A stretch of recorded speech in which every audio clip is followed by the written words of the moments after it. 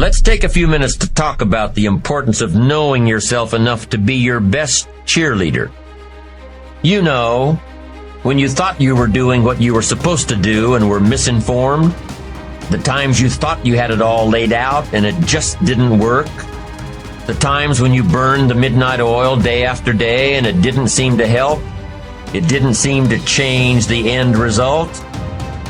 I'd like to ask you to take a look at any place you've got a limitation and ask yourself, when did I decide to accept that limitation? The bottom line is, no one's coming. No one. No one's coming to push you. No one's coming to tell you to turn the TV off. No one's coming to tell you to get out the door and exercise. Nobody's coming to tell you to apply for that job that you've always dreamt about. Nobody's coming to write the business plan for you. It's up to you. And because you're only ever going to do the things that you feel like doing right now or that feel good right now, unless you understand that you've got to parent yourself, you got to push yourself. These are the times that you have to rely on your own self-encouragement. Take responsibility for the missed opportunity or the misrepresentation. Learn from the fact that even though your client wanted it one way and you presented it the right way, it didn't work. Be prepared for the letdowns that happen every so often. Know that this lost opportunity just sets you up better for the next one. Realize that you can make the necessary alterations next time. Make the changes that will make the difference. Study your mistakes and learn from them. Don't dwell on the mistakes.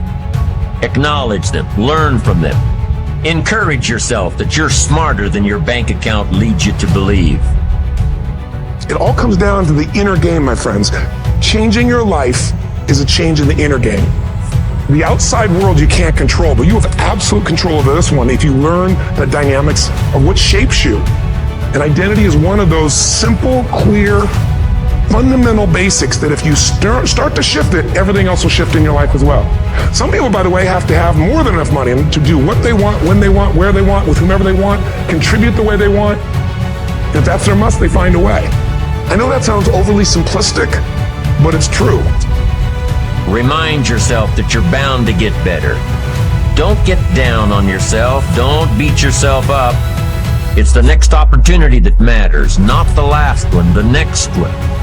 Now, the last one matters only in that you must learn from your mistakes. But the next one gives you the opportunity to show that you have learned from your mistakes. You can do it better next time. You just have to practice, practice, practice. Keep trying. Keep trying until what? Until you've got it down. If you figured out what went wrong last time, then you know how to make it right next time. If you figured out what it was in your presentation that didn't work, don't say that next time. If you figured out that the reason you didn't close the deal this time was because you didn't have all the facts and figures in place, have all the facts and figures in place next time. Don't beat yourself for messing up. Pat yourself on the back for figuring it out. You need to encourage yourself. You need to pump yourself up. You need to be your own cheerleader. Why? Because you can't wait and hope that someone else will come along and cheer you up, make you feel better, tell you that you'll do better next time. You have to rely on yourself.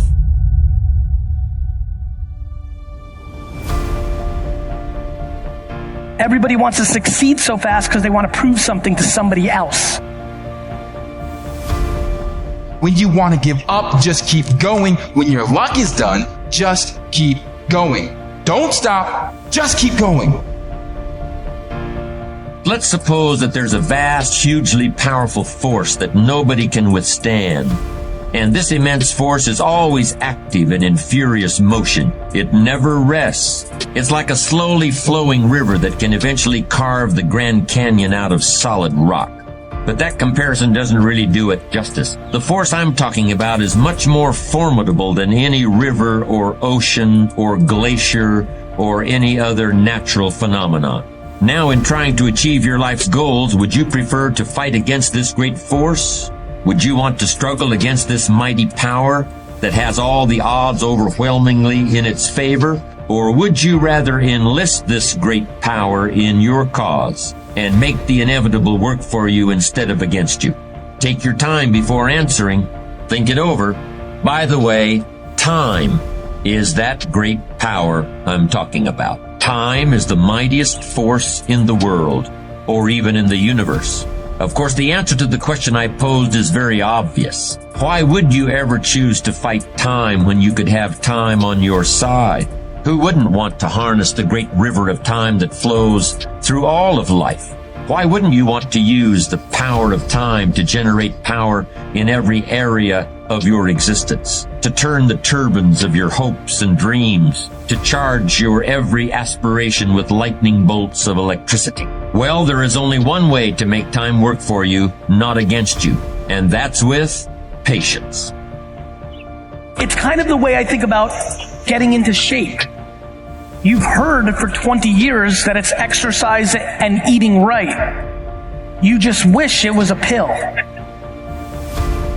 It won't be instantaneous. I know we want that, but it's not. Greatness takes time. That impulsive stuff, it don't last. When you build something with a foundation with choices and character, you see, character is everything in life. Your attitude is going to really determine your altitude. Bouncing back, number one, is refusing to listen to the negative chatter in my own head, creating something from absolutely nothing. I didn't ask permission, I gave notice. At some point, I have to stop asking, can I be great? Can I be brilliant? Can I be okay and still be accepted? I just stopped asking permission and just gave notice unapologetically, not in a braggadocious way, not in a way that shrunk anyone else, in a way that said, I only got one life, and I'm gonna ride this one till the wheels fall off.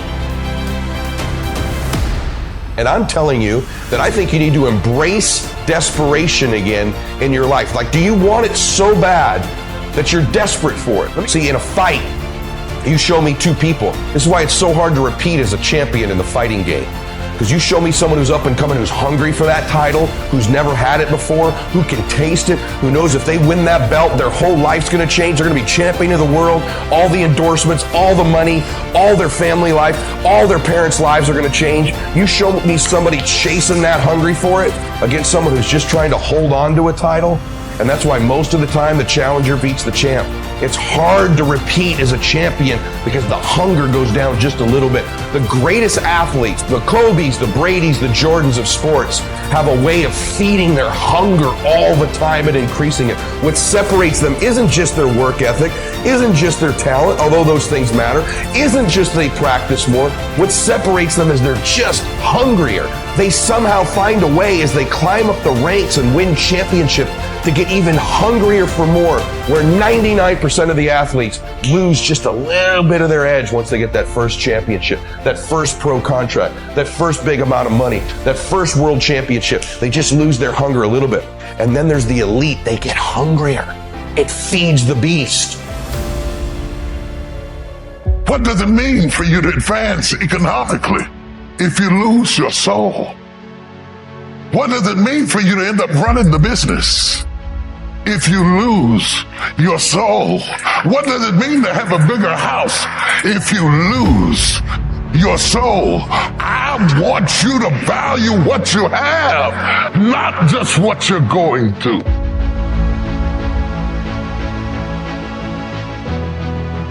So many people think leadership's title or position, and you may be a leader that has a title or position, but many people who have great influence really don't have that. If you would spend 1 hour a day, every day, on one subject for 5 years, you could become an expert on that subject.